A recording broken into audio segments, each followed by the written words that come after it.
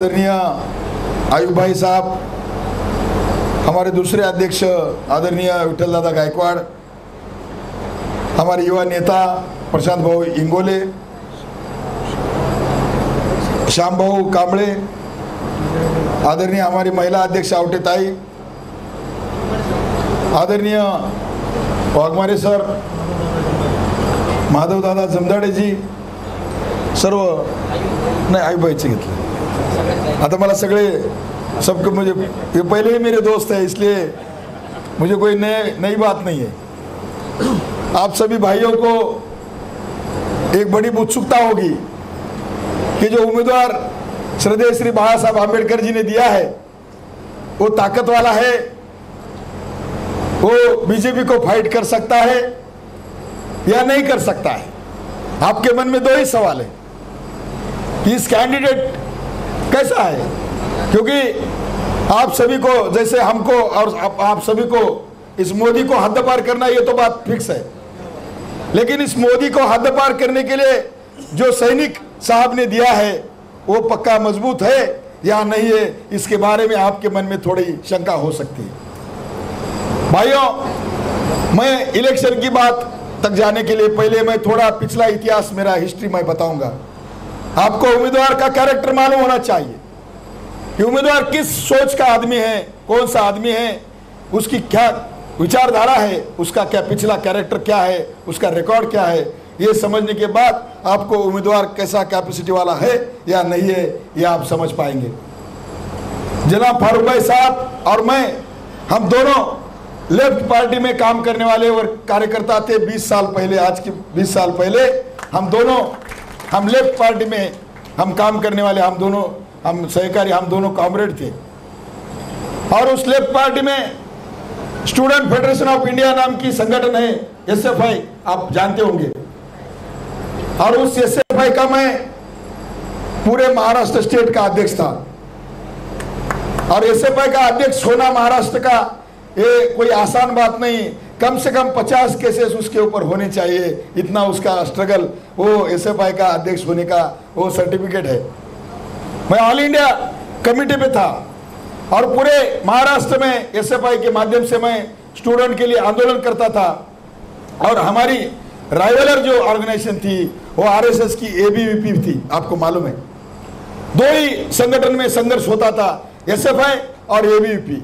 ABVP ये RSS की wing है और एसएफआई लेफ्ट विंग थी।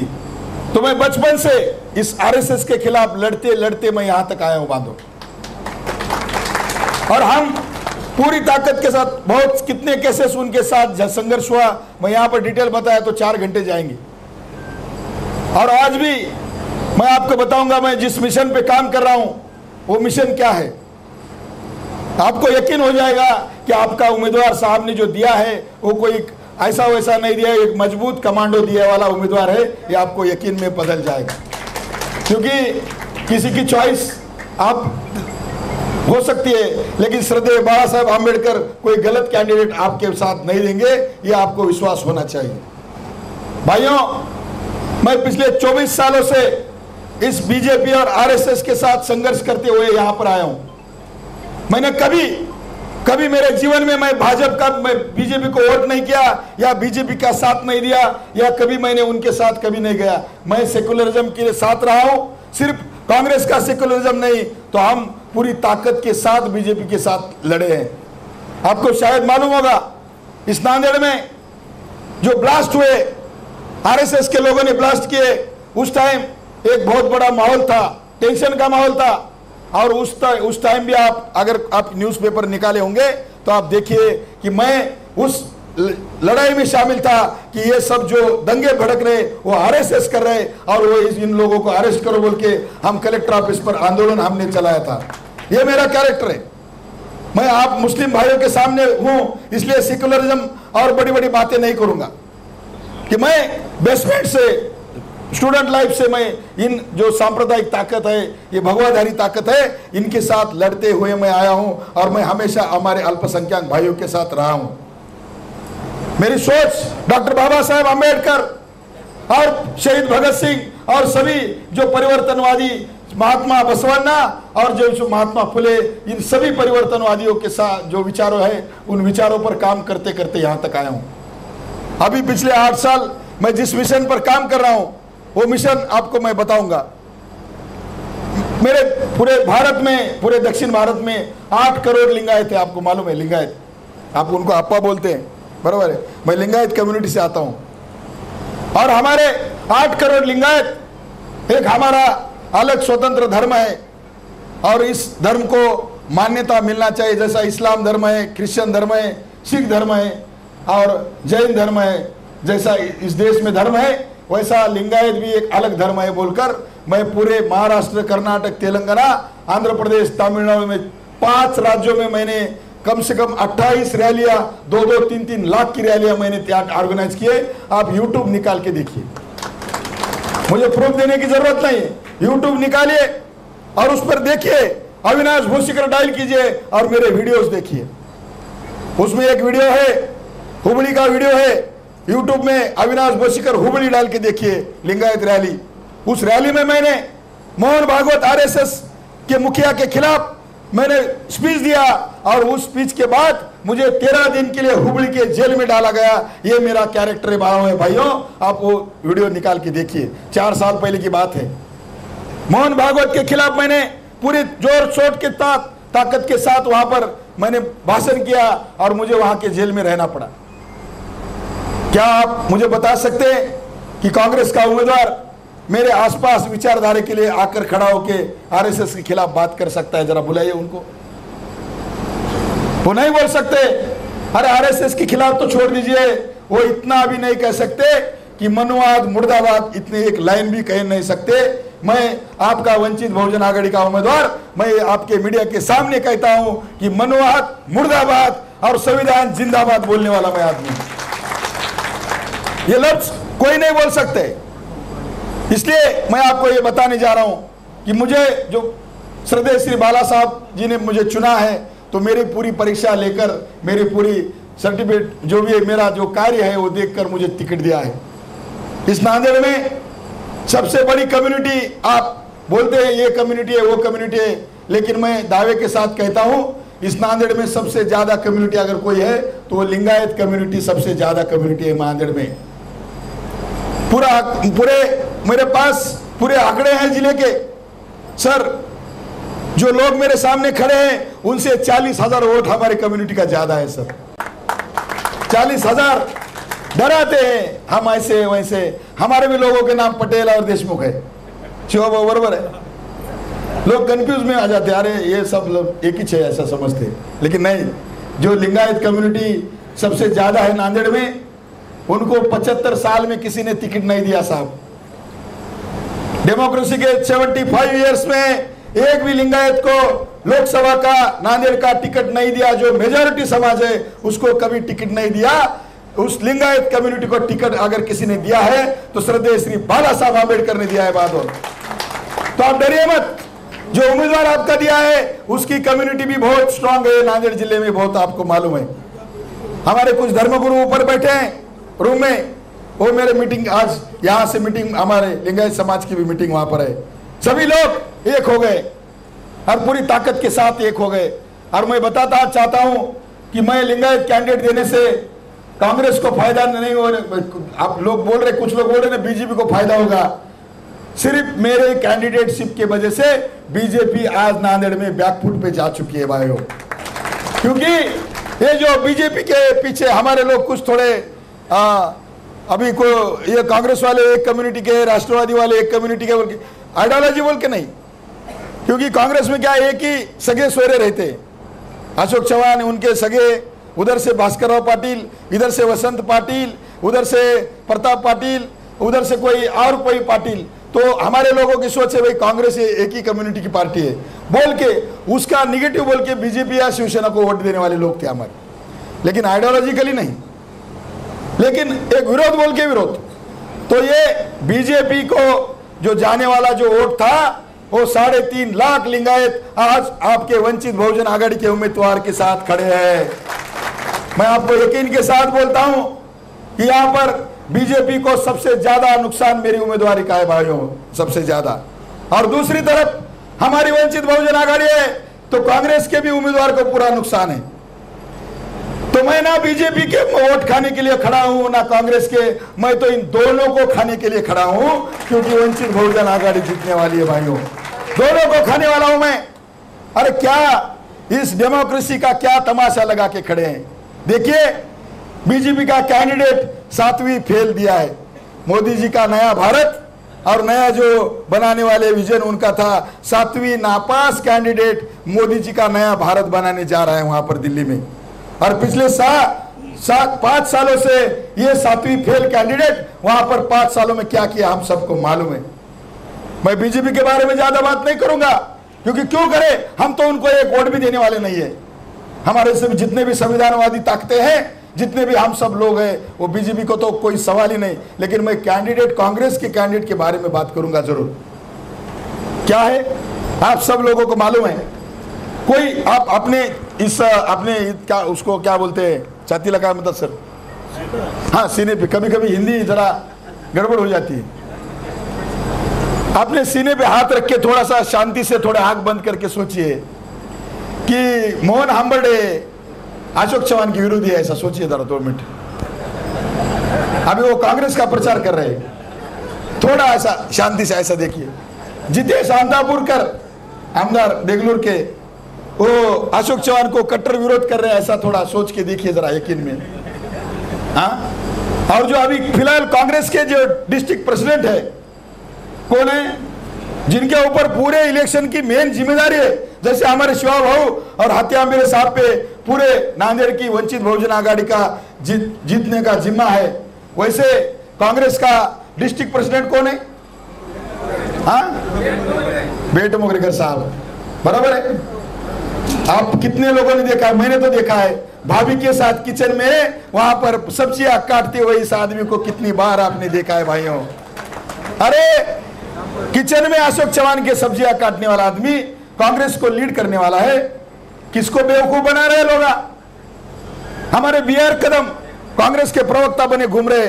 उस दिन मैं ABP न्यूज चैनल में हमारा टॉक शो था, मेरे बाजू में BR कदम कांग्रेस के प्रवक्ता बोल के खड़े थे, और थोड़ा कैमरा उधर चला गया। मैं उनको पूछा, काका इमानदारीने सांगा तुम्ही काँग्रेस से काम करायला, बोल इमानदारीने सांगा म्हणलं। जाऊ दे बापू, माझी कशाला कपडे फाड़तोस म्हणला, उगा बस म्हणलं। काय को मेरे कपड़े फाड़ रहे, तुमको भी मालूम है मुझको भी मालूम है। अरे इतना मूर्ख बना रहे, किसको फंसा रहे। ये सभी लोग दिन भर वहां पर कांग्रेस का काम कर रहे, उस वसंत चव्हाण के आगे पीछे घूम रहे, और रात को 2 बजे वहां पर शिवाजी नगर में जाके अशोक राव चव्हाण साहब के बंगले पे रिपोर्टिंग दे रहे। साहब कोई चिंता की बात नहीं, सब ठीक है। और मैं दावे के साथ कहता हूं, ये इलेक्शन आता जाता रहेगा, लेकिन अविनाश भोसीकर अभी वंचित बहुजन आघाड़ी का कार्यकर्ता बोल के इस पार्टी में है। आप मुझे 26 तारीख के बाद मुझे रास्ते पे पकड़ के बोले, अविनाश उस दिन आपने होटल में बात किए थे और वो सच निकली बोल के, एक तो बोलेंगे, नहीं तो फिर आप मुझे पकड़िए कि आपने झूठ बोला बोल के। मैं दावे के साथ कहता हूं, जैसे ही ये 4 तारीख का रिजल्ट निकलेगा, ये सभी लोग वसंत चव्हाण के साथ ये पूरे बीजेपी में जाने वाले, पूरे के पूरे। क्योंकि ये सब खेल श्रद्धेय श्री बाला साहब आंबेडकर जी को सब मालूम हो गया था। क्योंकि कांग्रेस के जैसे अजित पवार के साथ 30-40 MLA राष्ट्रवादी के बीजेपी में चले गए, शिंदे के साथ 40 MLA बीजेपी में चले गए, वैसे ही अशोक चव्हाण के साथ कम से कम 15-16 MLA वहां पर बीजेपी में जाने वाले हैं, ये पूरा फिक्स हो गया था।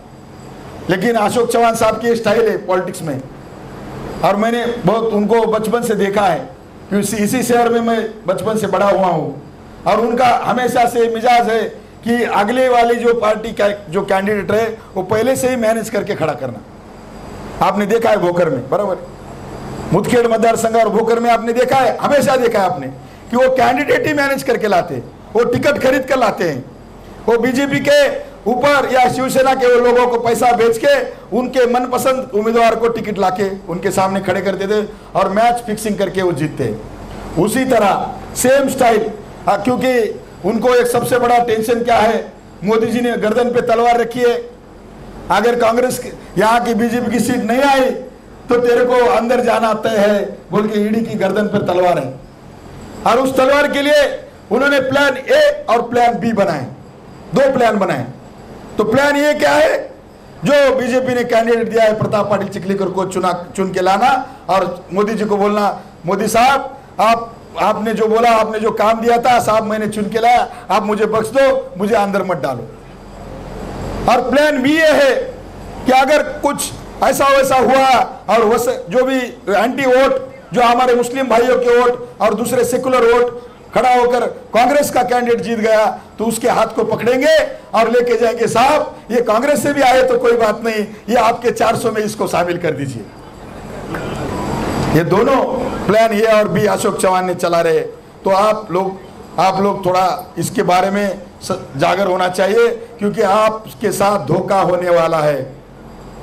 आप जागते रहिए, हमारे मुस्लिम भाइयों के साथ धोखा होने जा रहा है।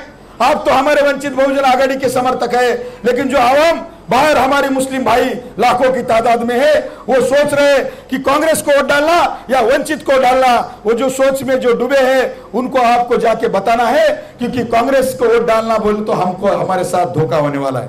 क्या इसी आदमी ने, क्योंकि उसका रिलेशन है। आप नायगांव के किसी भी आदमी को पूछिए, इस वसंत चौहान ने प्रताप पाटिल का प्रचार किया है, उसको कोई सेकुलरिज्म का उसका कुछ भी घेना लेना देना नहीं है।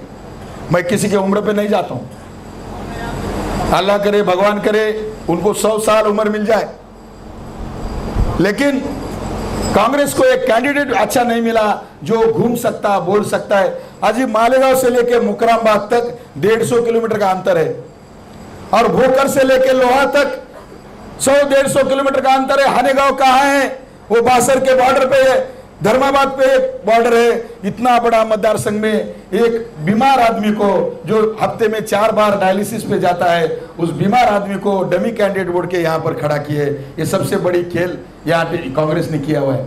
उनको एक कैंडिडेट नहीं मिला जो ये मतदार संघ में जाके लोगों को हाथ तो जोड़ना, मुंह तो दिखाना, इतना ऐसी कंडीशन में उनके एक बीमार आदमी जिसके पास जीने के लिए वो अच्छा आरोग्य भी नहीं है, वो उस आदमी को वहां पर खड़ा करके, ये सभी आपको समझना चाहिए कि खेल क्या है। इनको एक ही टेंशन है कि बीजेपी अगर गिर जाती है तो ये हमारा पूरा जो वोट है हमारे मुस्लिम भाइयों का और सेकुलर वोट है बहुजनों का, ये वोट कहीं वंचित आघाड़ी को ना जाए। और वहां पर वंचित आघाड़ी का अगर कैंडिडेट चुन के आए, वंचित आघाड़ी का तो मैं बोलूंगा श्रद्धेय श्री बाला साहब आंबेडकर को तो अभी कोई भी नहीं गिरा सकता है। वो तो 100% चुन के आने वाले, उनको कोई नहीं गिरा सकता। और श्रद्धेय बाला साहब आंबेडकर, आपको उनका कमिटमेंट तो मालूम है, मैं कुछ बोलने की जरूरत नहीं, हमारे सभी लोगों ने बोले। लेकिन मैं इतना बोलूंगा, अगर वंचित बहुजन आघाड़ी के 4 भी कैंडिडेट अगर संसद में चले गए तो संविधान को हाथ लगाने की, किसी के माई के लाल को हाथ दिया हुआ पर किसी कोई भी नहीं कर सकता। और मैं जाते जाते इतना बताना चाहूंगा कि जब संसद में श्रद्धेय श्री बाला साहब आंबेडकर खड़े होकर वो अगर संविधान के बारे में, संविधान के संरक्षण के बारे में बात करेंगे और दूसरी तरफ से बीजेपी के लोग उनके खिलाफ घोषणा करेंगे, तो उनके पीछे खड़ा होकर एक कार्यकर्ता वो बाला साहब के आगे ताकत देके उनके समर्थन में घोषणा देने के लिए एक कार्यकर्ता आपको नांदेड़ से यहाँ पर उधर भेजना है। इतना आपको एक इस बार मैं यकीन, थोड़ा मैं हिंदी में कमजोर हूं, मैं मराठी में बोलूंगा की श्रद्धेय बाळासाहेब आंबेडकर जेव्हा संविधानाच्या संरक्षणासाठी सभागृहामध्ये उठून बोलतील तर त्यांच्या पाठीमागे त्यांच्या समर्थनार्थ घोषणा देणारा, त्यांना ताकद देणारा एक कार्यकर्ता तुम्हाला त्या ठिकाणी दिल्लीला पाठवायचा आहे बांधवांनो। आणि म्हणून आपल्याला मी सगळ्यांना विनंती करतो कि 26 तारीख अतिशय महत्वाची है। यहाँ पर बैठे हुए सभी लोग अगर आज से काम को लग जाएंगे तो इस नांदेड़ शहर क्या, इस जिले में हम पूरे की ताकत के साथ वंचित बहुजन आघाड़ी को जिता सकते हैं। हमारी सिट्टी जोर से बजा सकते हैं, इनके बहरे कानों को पर्दा फाड़ के जो भ्रष्टाचारियों को घर में बिठा सकती है हमारी सिट्टी। तो आप पूरे ताकत के साथ, मुझे पूरा यकीन है कि आप पूरे ताकत के साथ आने वाले 26 तारीख को वंचित बहुजन आघाड़ी का झंडा इस नांदेड़ जिले में बुलंद करेंगे और पूरी ताकत के साथ श्रद्धेय श्री बाला साहब आंबेडकर जी के पीछे आप पूरी ताकत लगा के खड़े होंगे। आने वाले 19 तारीख को साहब नांदेड़ में आ रहे हैं। मेरा सभी मुस्लिम भाइयों से गुजारिश है कि कम से कम जो भी हो, आप उनकी बात सुनने के लिए तो आप पूरे लोग आना चाहिए। उनका इलेक्शन, उनका भी 26 तारीख को इलेक्शन है, उतने उनके बिजी शेड्यूल में वो यहाँ पर आ रहे नांदेड़ के लोगों को बात करने के लिए। तो आप गली मोहल्ले में जाइए, ज्यादा से ज्यादा भाइयों को उनकी बात सुनने के लिए उस रैली में लाइए। इतना कहते हुए मैं मेरी बात रखता हूं। आप सभी लोग हमारे मीटिंग में वो आए, मेरी बात सुने, इसलिए मैं आपको तहे दिल से शुक्रिया अदा करता हूं और मेरी बात रखता हूं। जय हिंद, जय भारत, जय भीम, जय संविधान, जय भीम।